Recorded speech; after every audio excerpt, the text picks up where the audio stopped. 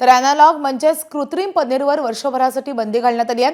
यामुळे बाजारातील कृत्रिम पद्धतीनं बनवलेल्या सर्व प्रकारच्या पनीरवर बंदी घालण्यात आली आहे। मात्र दुधापासून बनवलेल्या पनीरवर बंदी नाहीये आणि त्यामुळे कृत्रिम पनीर आणि दुधापासून बनवलेलं पनीर यामधील फरक नेमका कसा ओळखायचा याचा सांगलीमधील द कॅपिटल किचन या हॉटेलच्या किचनमधून आढावा घेतलेला आहे आमचे प्रतिनिधी कुलदीप माने यांनी। राज्यामध्ये अॅनालॉग अर्थात कृत्रिम पनीर वापरावरती 1 वर्षाची बंदी घालण्यात आलेली आहे। सांगलीतील हॉटेल रेस्टॉरंट्समध्ये कोणत्या पद्धतीचं पनीर वापरलं जातं याचा आपण रियालिटी चेक करणार आहोत। आपण सांगलीमधील द कॅपिटल किचन या हॉटेलमध्ये आलेलो आहोत आणि हे जे किचनमध्ये आपण जर बघितलं तर हे दुधापासून बनवलेलं पनीर आहे।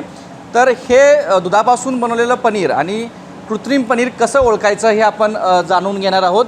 आपल्यासोबत आत्ता या हॉटेलच्या मॅडम अश्विनी मॅडम आहेत, मॅनेजर मॅडम।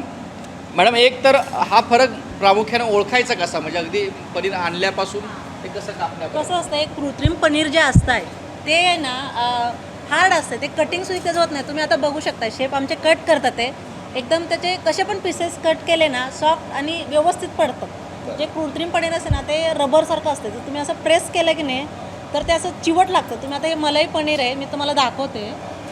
हे जे आहे पनीर हे असं केलं, तुम्ही असं केलं काही लगेच तुटतं, पण ते कृत्रिम पनीर तुटत नाही।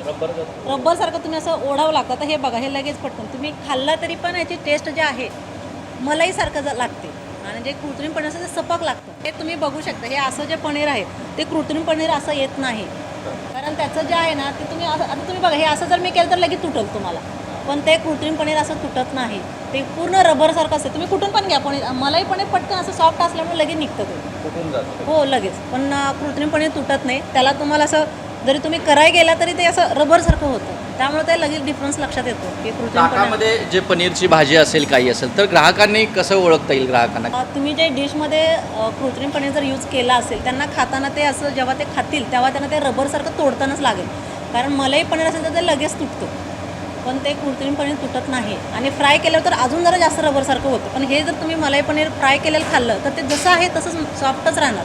कॅमेरा पर्सन योगेश सोबत कुलदीप माने, एबीपी माझा, सांगली। एबीपी माझा, उघडा डोळे बघा नीट।